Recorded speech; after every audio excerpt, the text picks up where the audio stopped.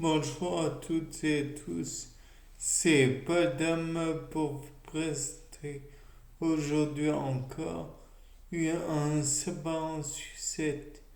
Bon, maintenant, vous le savez, je me pose des questions sur tout et n'importe quoi. Et la question du jour, c'est comment on peut juger de la force de la dentition d'un animal. Donc là, j'ai envie de dire, on peut commencer par l'être humain.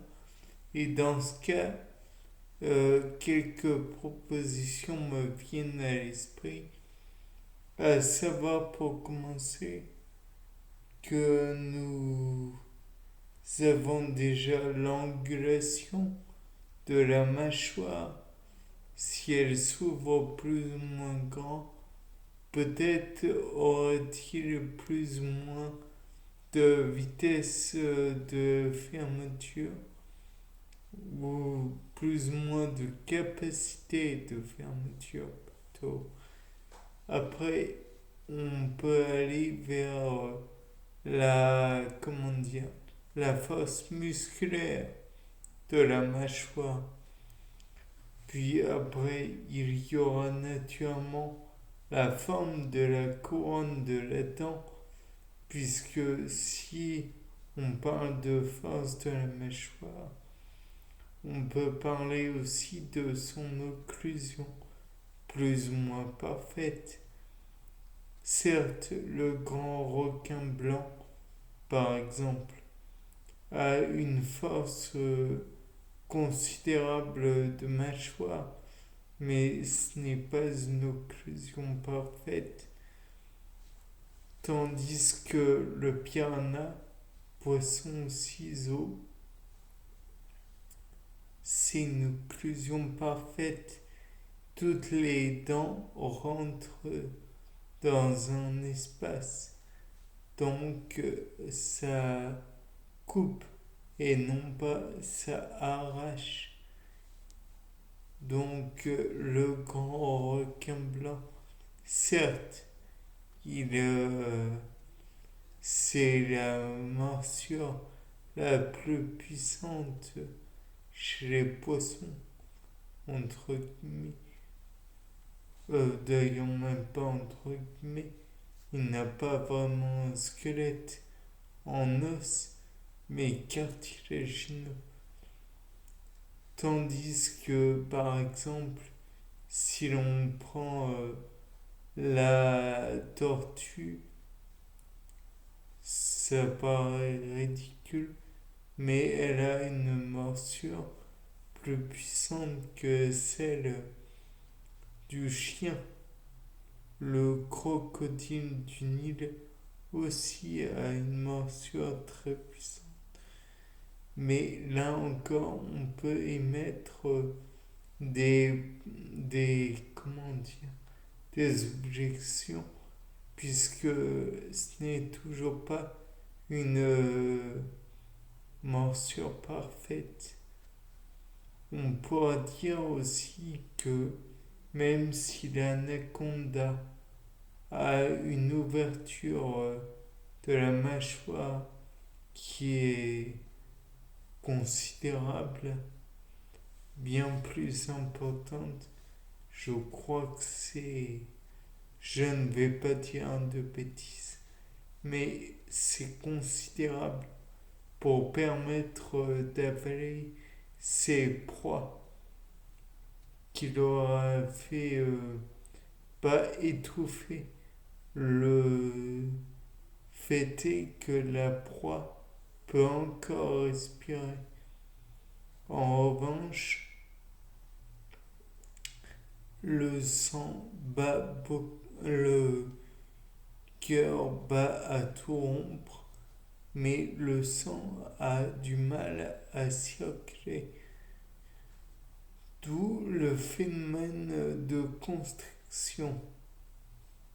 Et l'animal, l'animal, sa proie finit par être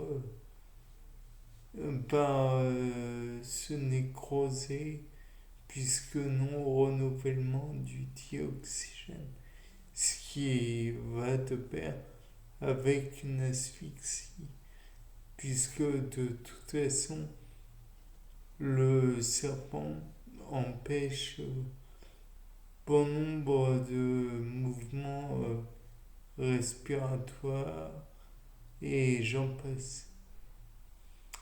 Donc de là, on peut dire qu'il a une capacité à ouvrir la mâchoire qui est importante, mais ce n'est pas le seul point. La pression aussi peut agir. Dans ce cas, je vous rappelle la formule, la pression est égale à la force sur la surface considérée. Entre autres, la force, on estime que c'est égal à P, le poids. Donc P égale mg, donc m est en kilogrammes, sur g qui est une vitesse, non, une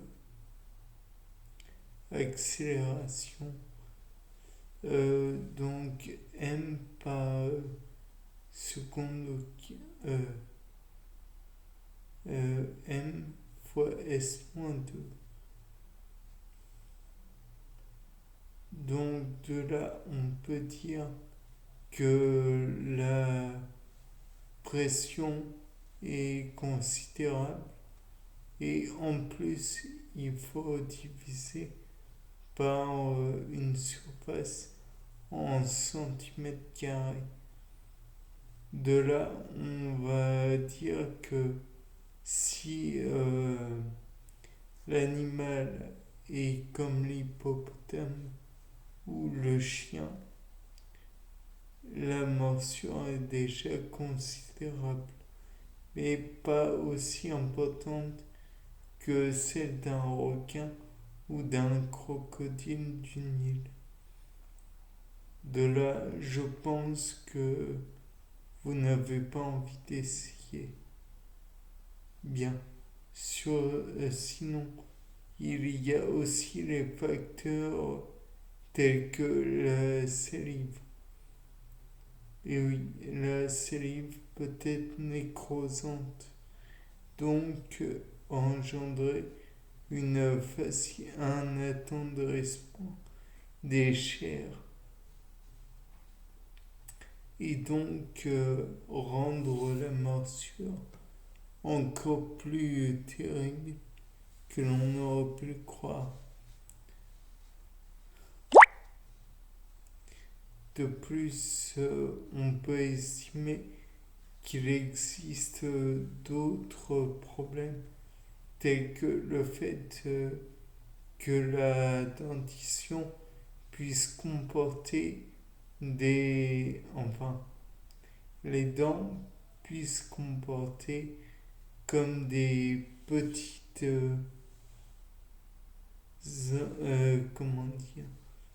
des petites bosses, des infractuosités, des petites pierres, elles ne sont pas unies en somme, ce qui fait des dents sur les dents, si vous comprenez ce que je veux dire. Comme s'il y avait une dent faite avec une lame de couteau à dents. Bien, j'espère avoir été suffisamment compréhensible. Au revoir, c'était Paul Dame pour un nouveau Sapin en sucette.